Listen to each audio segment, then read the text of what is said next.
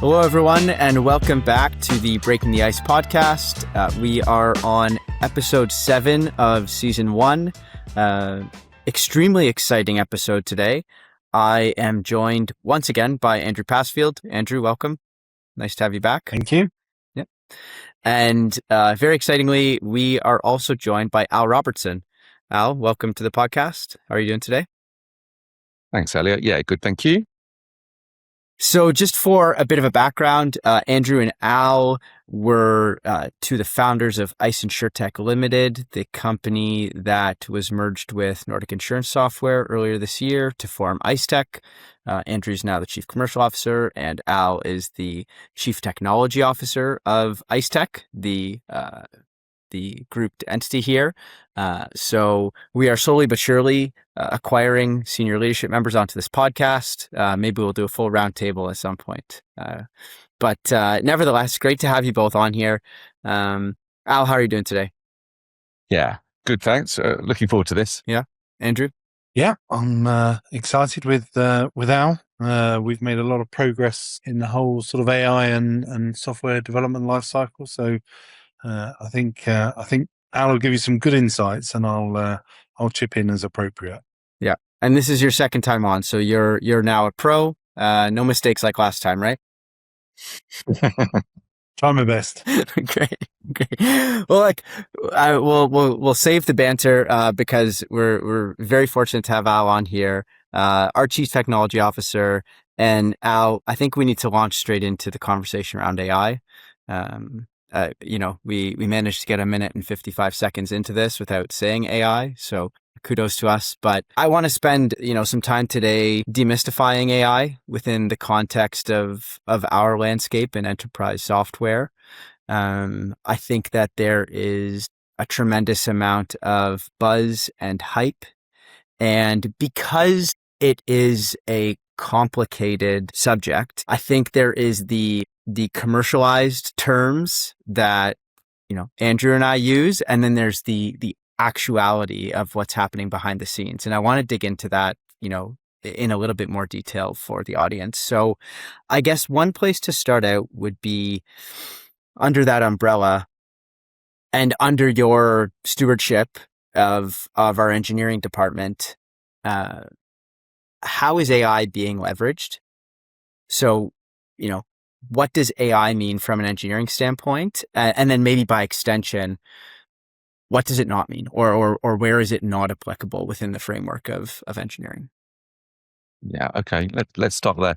And actually, I think it'd be good to have a framing of what we're going to talk about today, because our engineering team is using AI, embedding it within our products, and that's fine. That's for our customers to get the benefit.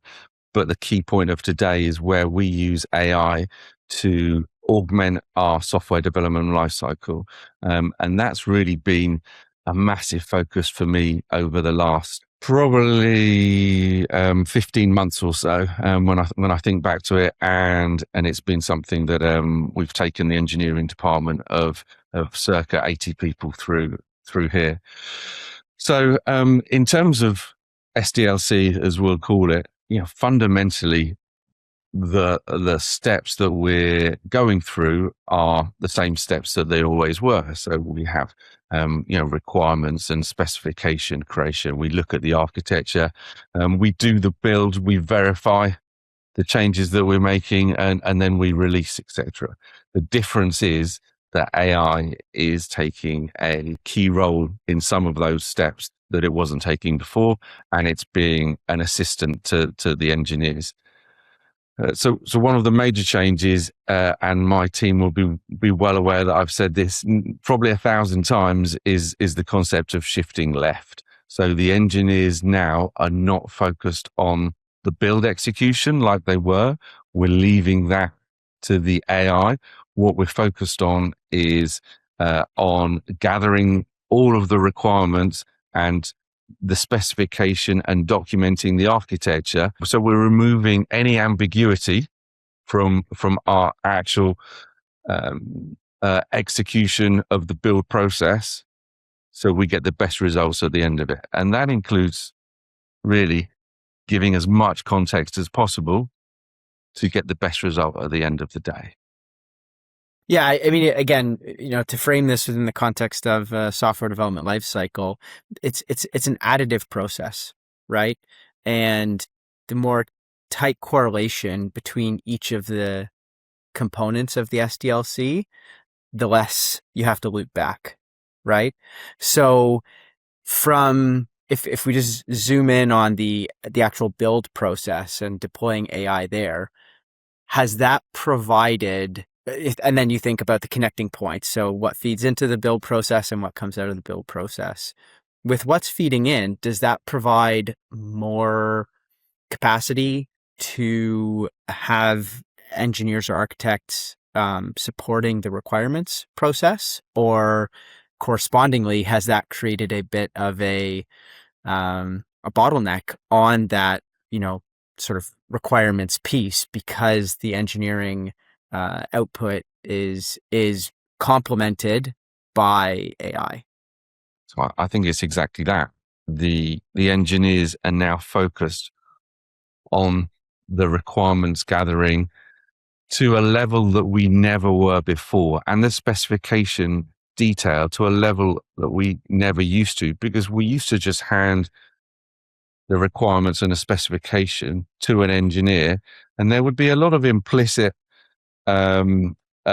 information that might not be spelled out, because we would expect them to read between the lines, make good informed decisions, and we're moving away from that world to try and say, do you know what, we are writing everything down, because we're going to hand it over to actually an artificial intelligence agent to go and deliver that implementation of the build for us. So the build used to be the most expensive thing in the whole SDLC process. It's now not, is the reality. So yes, we are focused on those requirements gathering. It takes me back. I've spent we worked on a number of products over the last 6 months where I've been spending an hour a day for 6 weeks, fully working on documenting 30, 40, 50 page requirements documents, product requirements documents, as we're calling them, that I never would have done to the same level 2 years ago, is the reality. Yeah. So we're really focused on that. But if we do focus on that, and then understand all of the complementary documents that go with it, talking about architecture, design, implementation notes, etc., the final specification should provide everything that an agent knows to go and build maybe a segment of that.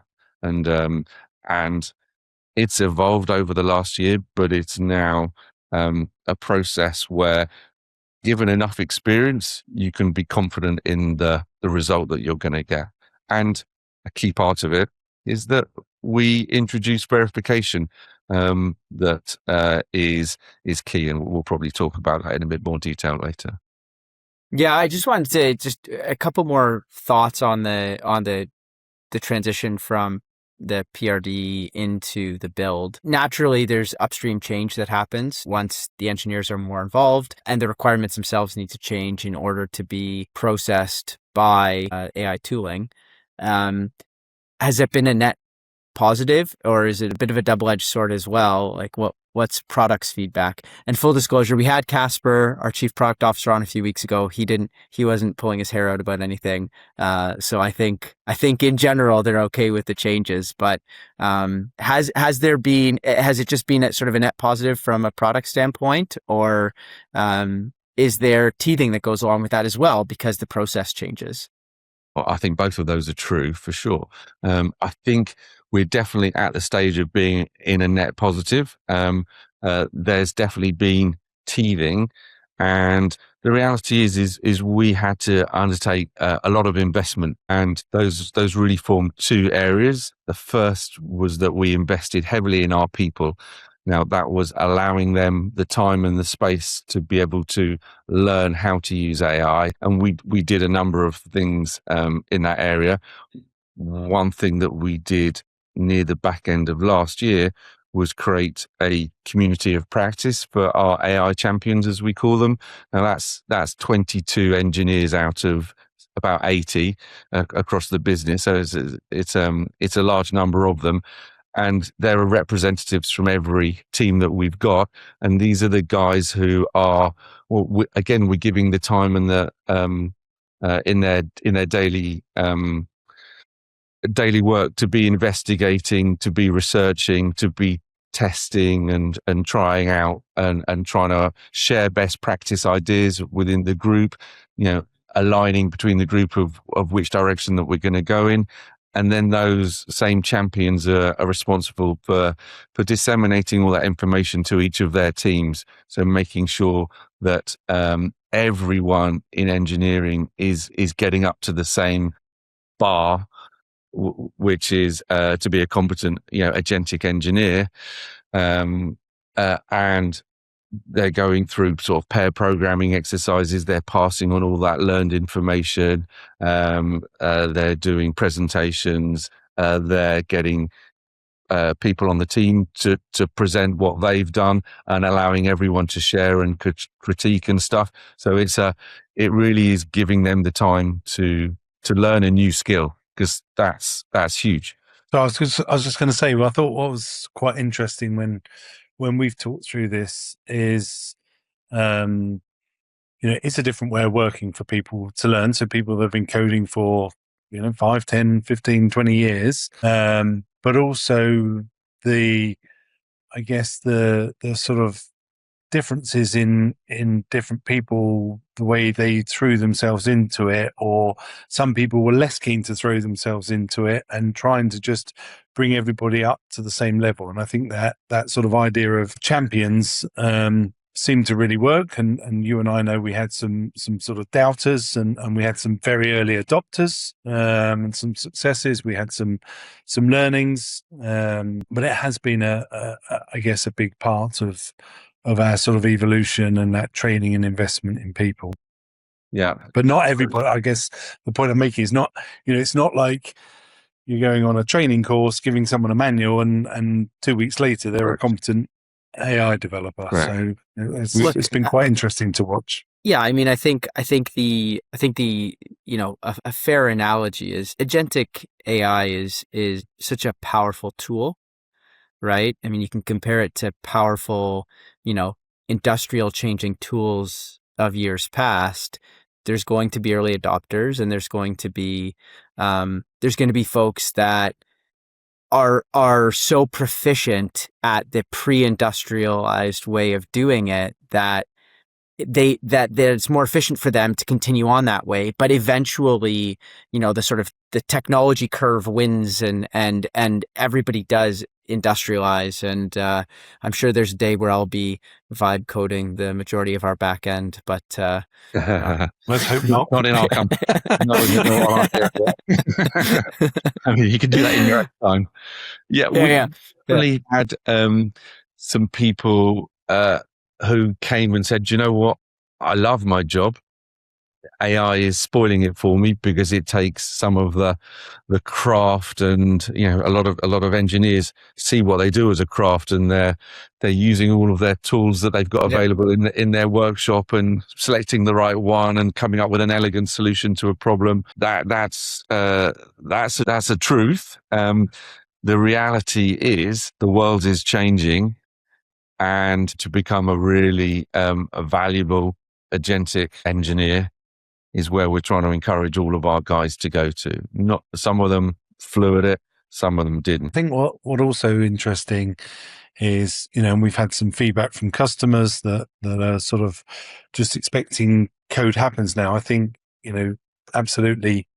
I think I've been there for all 1,000 times you've mentioned the sort of shift left, but you're sort of swapping. So where you might have spent a day speccing and 5 days coding, metrics are, but you might be doing 3 or 4 days, and then the code is getting built through AI. So it's a net gain, as you said earlier. It's not completely disappearing because some of that work is shifting left. But I think the other thing that that we've talked about is the quality of output. And you mentioned output, the quality of output goes up. So you've told me in the past, we're very competent and very disciplined in writing sort of unit tests and everything, but the level of testing and tests that you get out of AI is so much better than and the level of coverage that you get than someone manually, so the quality goes up as well.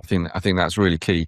Anecdotally, I have an AI process to go and scan a number of our key repositories and provide metrics for our board packs. And one of them from the last month was 3,300 new unit and integration tests written that we just wouldn't have had that a year ago. It would have been a tenth of that, I think. We used to have a number that we thought satisfied the problem, and now we can get 30 or 40, which is great to prove the way that we work now. We work in a test-driven development fashion for those that understand that. I.e., when we're doing the build of the process, generally we write the tests first, and then we write the implementation to satisfy those tests with the knowledge of what we've got to do. And that needs a huge amount of coverage to test or to make sure that all of those scenarios are tests. And that gives a less of a bias than if you write the implementation first. The AI can write tests to make the implementation work, which isn't necessarily what you want from your requirements, which is why we write the tests first. So just doing that is really positive. I just wanted to sort of expand on that thought a little bit, right? Because I guess one of the positives of agentic engineering is the breadth of what you can accomplish is much wider, right? I mean, you can deliver 10 times the amount of features that a human could with agent. I'm just, for sake of illustration. But there's a human component, there's still heavy human components to, that feature leading in and coming out of it. Has it created or highlighted the sort of opportunity costs that go along with this? Because the agents can deliver, again, 10 new features, but we don't necessarily have capacity, or it isn't necessarily the right thing to deploy all of those features into the product, right? Some things that are delivered shouldn't leave the cutting room floor necessarily. So, we have the ability now to prototype and test and do all these wonderful things, but does it then also start to create that downstream pressure from a testing and deployment standpoint of what should actually go in and in what order or priority should they go in? Yeah, again, great question. So fundamentally here in the SDLC, we have three major categories of capability. One is human, one is an agent, i.e. an AI-driven component, and one is good old-fashioned code. And what we're trying to do is combine those three things as well as we can to get an efficient process. And what's happened over the last year is we used to have really just human doing this. We've added a lot of agentic capability to automate as much of the process as possible, and it's pointing out where we've got bottlenecks on humans, and that might be that we need to spend more time on the requirements and the conveyor belt of getting requirements and getting things aligned with customers. Still takes the same amount of time, but the engineers are now waiting for it. And then the other side of the conveyor belt, you've got quality assurance and people that are going through and asserting that what's been specified is actually delivered. If we were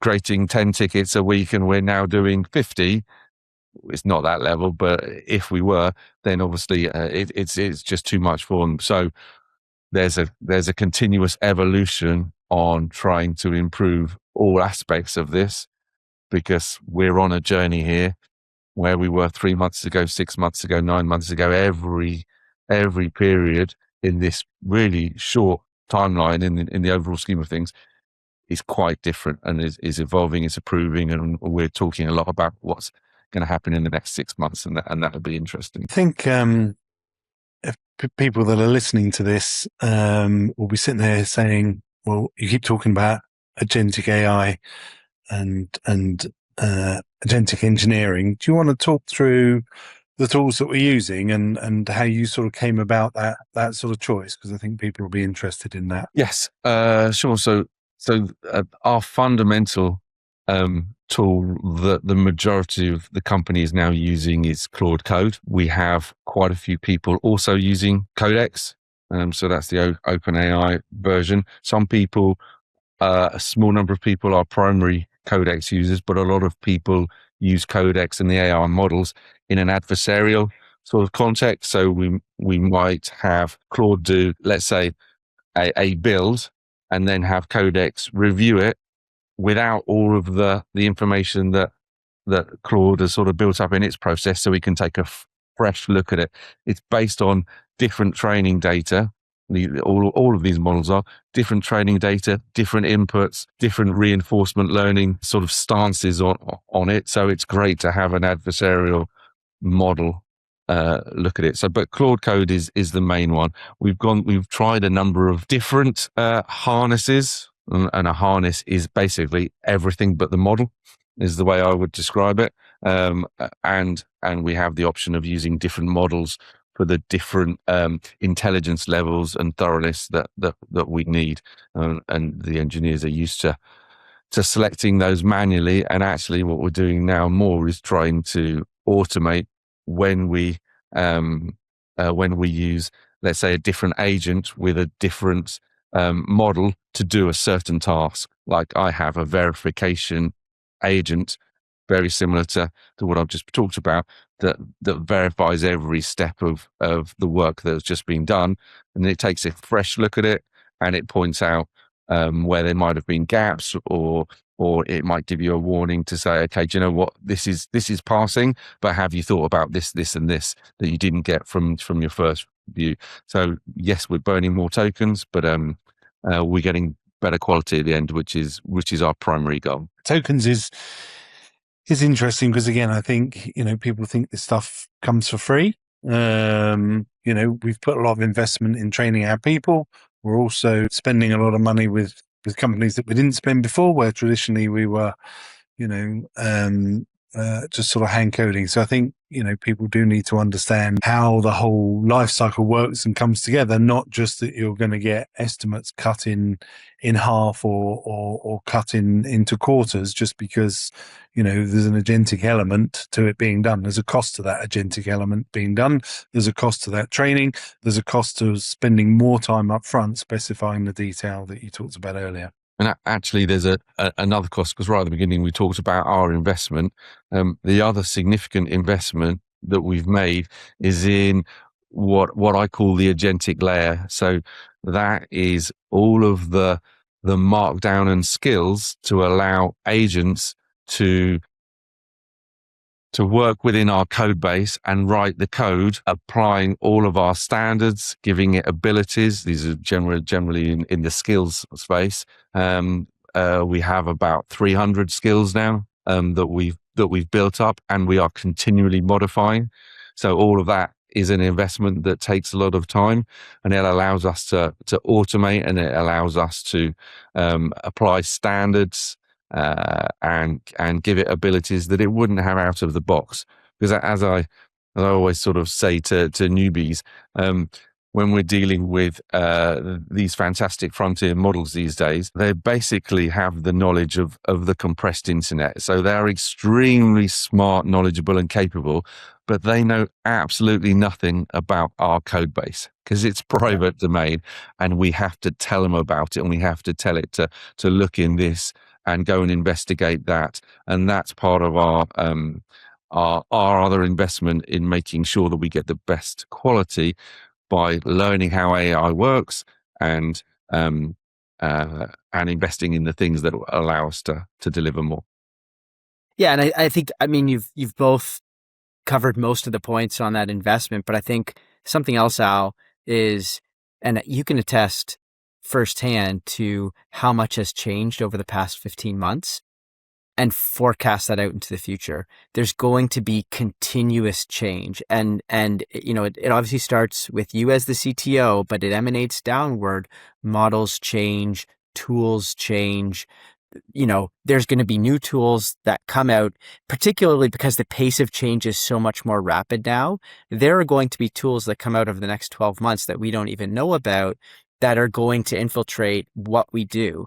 And what underlies that is the same careful process that you've undertaken to get where we are today.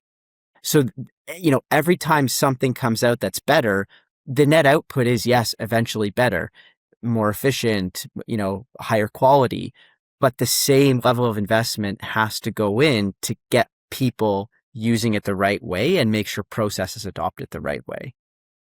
Spot on. I think we're seeing this as continuous investment. It's got the full support of everyone on our SLT. The whole business is trying, or is on the journey to becoming AI native, and certainly the engineering department is. I would say because I'm the CTO, but we're at the forefront of that, trying to push hard. But we're doing it for good reasons, and we're getting good results. So I don't think anyone's really thinking we're doing the wrong thing. No, absolutely not. I mean, and just to sort of state the obvious here, but the competitive landscape is growing by the day as well, because these tools are accessible to everyone. Now, we benefit from the industrial knowledge that we've obtained over the last 20 years servicing particular markets. And we benefit from having a robust enterprise platform, and we're not starting from scratch like my vibe coding startup on the side. But the reality is it's becoming a much more democratized process because of the output, the potential output of these agentic tools. So I want to pivot to a bit of a hardball question, Al, because I don't want to scare you off from coming on again, because I think there's lots of other things we can talk about. But and we have talked about obviously the amount of time that we've invested in this, but the reality is when you think about AI or sort of agentic engineering versus human engineering, it's implied that it's cheaper and faster. Right? I know tokens are expensive, but they're not as expensive as people. Help demystify that, because that really isn't the case. I mean, again, there's a very narrow slice of that. That's the truth, but help paint the full picture here of why you can't simply just say something costs less because AI wrote it. Yeah, I think there's a number of aspects to that, because obviously the human is the most expensive part of this process now. As I talked about earlier, we've got the human, we've got the agent, and we've got the code. You're going from one extreme of the human being the most expensive, the agent in the middle with token burning, and then code, which is essentially, once it's written, is pretty much lightning quick and it's free. So the idea is can we add as much to our code base as possible to support the software development lifecycle, but still have humans in the loop where they add the most value. And we've talked about those areas. So you're going to use humans for judgment. That's an absolutely critical thing that we can't expect the AI to do yet without giving it all of our gained knowledge that I've got 30 years in insurance, and I know all aspects of our product. So it's quite hard to replicate that in an AI judgment process. There's architecture and system design. We can get the AI to augment humans which is what we're trying to do, and maybe come up with more ideas. But at the end of the day, again, the human's always going to take the judgment call on these things because of the context that we have, and that's certainly going to be true for the foreseeable future. So, we definitely need the humans in there. We are very capable beings to adapt to any task very well, pick things up. We all know that. The AI needs a lot of investment to do it as well as we do it. So we try to use the humans on the parts that are,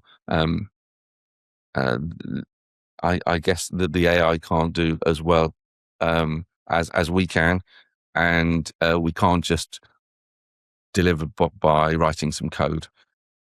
And Al, I mean, planting the seed here for hopefully a future conversation about RAS, but is it also fair to say that, I mean, quality matters, reliability matters, safety and security matter, and I don't think anyone in the marketplace would be comfortable outsourcing that to an agent, right? And so again, because the breadth of code has increased, because the breadth of features has increased, it then puts more of a human capital requirement on ensuring that as you build a more complicated machine, the connections don't break and the product continues to be reliable and available and safe and secure for people. That's an interesting, again, an evolving picture. I think you'd have to have been on Mars if you haven't heard of the frontier models that are hacking and jailbreaking and using a number of techniques to achieve to break through security layers that something that wasn't talked about 6 months ago. So we've got a moving sort of frontier from that side, that there is going to be more intelligence out there to need to add security, but then we are going to be using intelligence to try and help us, one, fix these issues, fix bugs as they come in. We're busy investing in factories at the moment where we can spot bugs happening by looking at logs and sending them through a whole workflow to try and deliver a fix at the end of it, with only having human in that workflow process, definitely before it's merged, but hopefully not needing it at all, unless the sort of logic determines, what, I need someone to look at this point to decide what to do with it. But we're working on that to trying to deliver a more reliable platform. We are using AI to try and help with our performance optimizations on the scalability side of stuff, and then we're definitely working towards an optimal mechanism where we can patch when there are sort of third-party libraries that we might use where there is a vulnerability spotted. We want to be able to create a patch and be able to deploy it for testing within a very, very small window and automate as much of that. So you're working on, again, factories for delivering that sort of capability. So yes, one metric is moving, and we're trying to, I guess, catch up. So we're all using AI to try and get there. So I guess just to put a bow on it, I mean, within the tech landscape that we operate in today, where does AI not fit within the SDLC? So it doesn't fit where you can do things more efficiently without using AI. So we don't want to be burning tokens to deliver a process. We could deliver that in good old-fashioned code. That just doesn't make sense at all. The other thing about AI, it's generative AI that we're using, and by its very nature, there's an element of non-determinism about it. So it might behave one way today, and you get a different answer tomorrow. And where we need a defined process to say, or whatever it is, to say this is the logic that we want to flow. That's where we would not use AI. So then, I think that's a hidden cost, right? That doesn't get highlighted very often, but it's just probabilities. And you can, and at the end of the day, I mean, you can get things to as close to non-zero as possible, but it still is probabilistic, and there still is the possibility that the outcome varies. Agreed. Regardless of how tight how tight you prompt it, like it still could produce something different. Yeah, internally, we've talked about a level of maturity signal to say, you need to recognize where AI isn't the right solution, because it's not throw AI at everything, and you get the answers that you want always. So you need to go through that evolution to almost then be able to make that judgment call yourself, I think that's a good lesson, just tying this back to industry as well, because we're going to have folks from industry that are following along as well, right? There is certainly, especially at the time and place of current maturity, there's a time and a place for delivering things agentically, and there's a time and a place for having humans. And I obviously, the world of travel and travel assistance, which is near and dear to me, there still is such a human touch and human element to that industry that there are certainly slices that are apt for innovation, but there are also very important slices that need to be human led. So Al, thank you. I mean, you've been extremely gracious with your time. I have one more question, and it's just sort of open ended. What comes next? If you think 3-6 months down the road, what are you focusing on? So I'm really pleased you didn't say 3 or 6 years, because I'd have been stargazing definitely. Then you might have heard what's happening if you're on Mars, right? I mean, they may have data transmission at that point in time. Yeah, I think the focus for us right now on the SDLC side is to evolve our processes, as I was talking about earlier. So right to the beginning, we started off with generating requirements and generating a plan, and then building it. And then what we're doing is taking those simple processes and making them more and more complex, and dealing with many different actors that can come in and feed into the software development lifecycle process. Like, wow, there's a new security issue that's just been raised from our sort of commercial platform that can notify us what that needs to go in. Wow, I can look through the logs in the 180 environments that we have running. I can notice errors coming from those logs. I can feed that into the loop. I've got clients with requirements. I've got maintenance to do. These can all be factories that can help us deliver a more efficient process, using AI where it's needed and using code where it's not, and most importantly, making the humans the most do the most important work that only humans can do, which is fundamentally using their knowledge and their judgment. Andrew, what are your thoughts? What are your thoughts on that? Yeah, no, I was going to mention an example we talked about before, Al, within one of our products where we made some underlying sort of technology changes and upgrades, and our sort of claims team with a few of the grads took many months to sort of process that upgrade.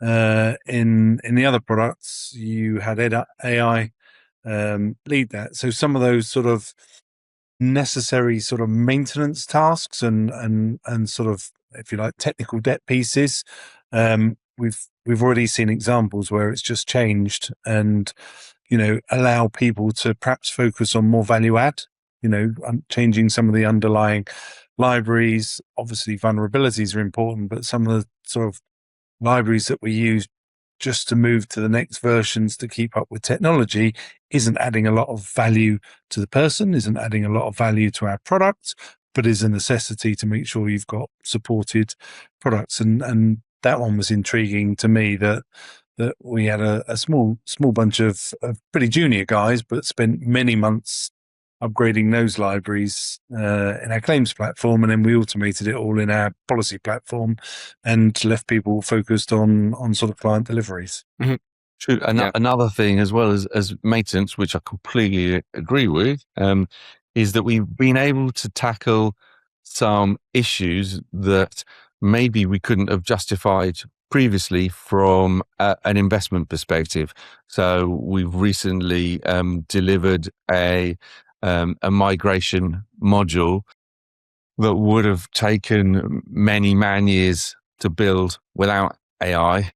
And we delivered a framework and an implementation to do a midterm migration of a book of business on the policy side, and it was fully built with AI. I mean, most of our engineers have not been writing code since the beginning of this year, but this one was done with a big 6-week discovery, sort of agentic discovery process where we were creating huge amounts of knowledge, requirements, specification, and then went through a build process, and then went through sort of many iterations to deliver it.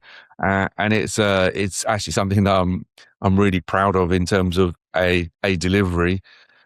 And we've been wanting to do it for many years, but we've just never been, we've never had, let's say, a 2-year window to say, right, we want to do that. And we were able to do it in a matter of months. So stuff like that is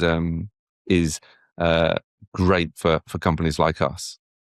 And completely reusable, of course. Whereas before we were doing a lot of sort of person dependent sort of handcrafting of code. Now we have a much more robust, scalable, auditable sort of function. And in our world, as you know, as well as us, Elliott, migrations, whether they're at renewal or sort of the midterm big bang migrations are pretty critical to our customers, and one we always get right. But now we have some tooling to make that more professional. Well, I think it gives us the confidence to try this same process in other domains, right? I think it was a success, an overwhelming success, and now I think we can look at other areas where, again, it's something that was put on the back burner. Now is there potential to be able to deliver it, or areas where we wouldn't even touch it previously, we wouldn't even think about doing it previously, that we can now deliver. So it's tremendously exciting. But again, just to sort of put the capstone on the episode, there's a human component to all of these things as well, right? So we still are constrained by humans, by time. Ultimately, time still moves at the same pace every day, right? So there is that opportunity cost of what we can actually do and what the impact is to the business. And humans remain critical, and that's the point. There's a lot of news stories that AI is going to replace humans. There's in our world, we're not replacing these developers. We're definitely augmenting. We obviously joke internally that we now have more engineers. They're just all called Claude, but it does. But it does allow us to sort of upscale. It's funny. I was reading a TechCrunch article a couple weeks ago where there's been this mass boomerang effect. I mean, all of these companies that were leading in layoffs have all just rehired loads of engineers by the thousands. So absolutely, I think there's the hype. Look, the technology still has to mature. It needs to industrialize in order for us to realize, what it's actually going to be and how it's going to fit. It's just encouraging to know where we are, in that journey. Gentlemen, it's been a pleasure. Hopefully this is one of many to come in conversation with both of you. Really an illuminating discussion. So thank you so much for your time. And until next time, take care. Thanks, guys. Thanks, Elliott.